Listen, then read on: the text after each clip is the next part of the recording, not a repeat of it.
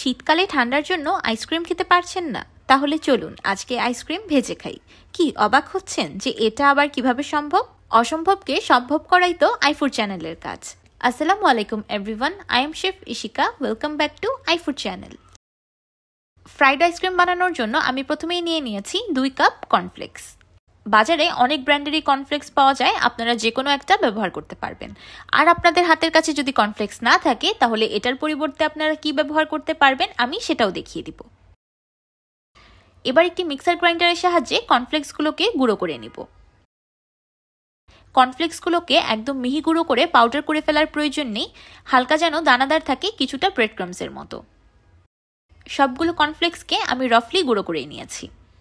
এবার এটাকে সাইডে রেখে দিচ্ছি। যেহেতু আইসক্রিম ভাজা বানাচ্ছি তাই আইসক্রিম তো লাগবেই, সেই জন্য আমি নিয়ে নিয়েছি 1 লিটারের 1 বক্স ভ্যানিলা আইসক্রিম। আপনারা ইচ্ছে করলে কিন্তু এখানে চকলেট, ম্যাঙ্গো, স্ট্রবেরি আপনাদের পছন্দ অনুযায়ী যে কোনো ফ্লেভারের আইসক্রিম ব্যবহার করতে পারবেন।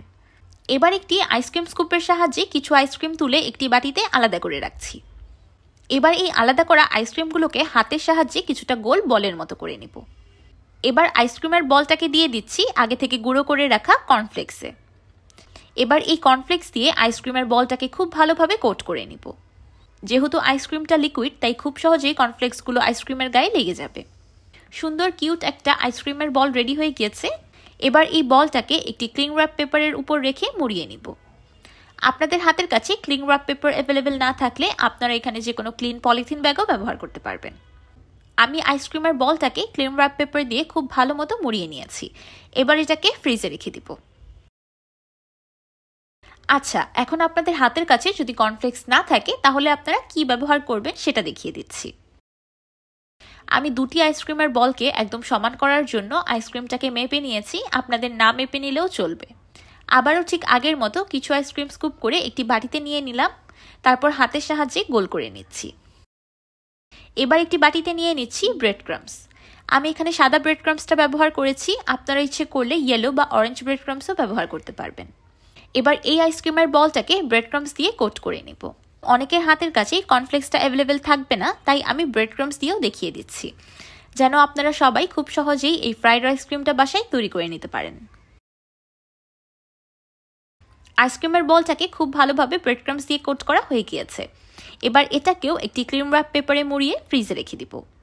কর্নফ্লেক্স আর ব্রেড ক্রাম্বসে কোট করা এই আইসক্রিমের বলগুলোকে ততক্ষণ পর্যন্ত ফ্রিজে রাখতে হবে যতক্ষণ পর্যন্ত একদম রক সলিড না হয়ে যায়। এবার একটি বাটিতে ভেঙে নিচ্ছি 2টি ডিম। উইক্সের সাহায্যে ডিম দুটিকে খুব ভালোভাবে ফেটিয়ে নিলাম। আইসক্রিমের বলগুলো একদম ফ্রোজেন হয়ে খুব ভালোভাবে শক্ত হয়ে গিয়েছে। এবার প্রথমে আইসক্রিমের বলটাকে ডিমে ডিপ করে নিব, তারপর কর্নফ্লেক্স দিয়ে খুব ভালোভাবে কোট করে নিব। ব্রেড ক্রাম্বস দিয়ে কোট করা আইসক্রিমের বলটাকেও প্রথমে ডিমে ডিপ করে নিব, তারপর ব্রেড ক্রাম্বস দিয়ে কোট করে নিব। এবার আবার ওইগুলোকে ফ্রিজে রেখে দিব 10 মিনিটের মতো। এই আইসক্রিমের বলসগুলোকে ভাজার জন্য তেলটাকে খুব ভালোভাবে গরম করে নিতে হবে আর চুলার ফ্লেমটা হাইতেই থাকবে। এবার গরম গরম তেলে ঠান্ডা ঠান্ডা আইসক্রিমের বল ছেড়ে দিলাম। এই আইসক্রিমের বলসগুলো ভাজতে একদমই সময় লাগবে না, 2 মিনিটের মধ্যেই একদম ক্রিস্পিভাবে ভাজা হয়ে যাবে। আমি আইসক্রিমের বলটাকে গোল্ডেন ব্রাউন কালার করে ভেজে নিয়েছি, এবার চুলা থেকে নামিয়ে নিব। এবার চকলেট গানাশ দিয়ে ফ্রাইড আইসক্রিমটাকে ডেকোরেশন করে নিচ্ছি।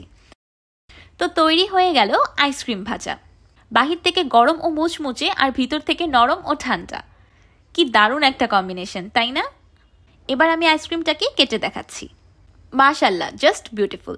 দেখতেই পারছেন বাহির থেকে এত ক্রিস্পি করে ভেজে নেওয়ার পরেও ভিতরের আইসক্রিমটা কিন্তু এখনো ফ্রোজেনই আছে।